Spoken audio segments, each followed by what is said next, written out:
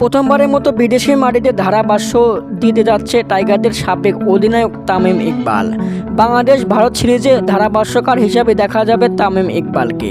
টাইগারদের সঙ্গে একই বিমানে যাবেন তামিম। দীর্ঘদিন হলো জাতীয় দলের বাইরে আছে তামিম ইকবাল। তার জাতীয় দলে ফেরা না ফেরা নিয়ে রয়েছে নানান জল্পনা কল্পনা। দর্শক, সবেমাত্র পাকিস্তান সফর শেষে দেশে এসেছে টাইগাররা। 2-1 দিন ছুটি না কাটাতেই আবারও প্রস্তুত হতে হবে ভারত সিরিজের জন্য। ভারত সিরিজকে সামনে রেখে আগামীকাল থেকে প্রস্তুতি ক্যাম্পে যোগ দেবে টাইগাররা। এমন সময় শোনা যাচ্ছে তামিম ইকবাল যাবে ভারতে।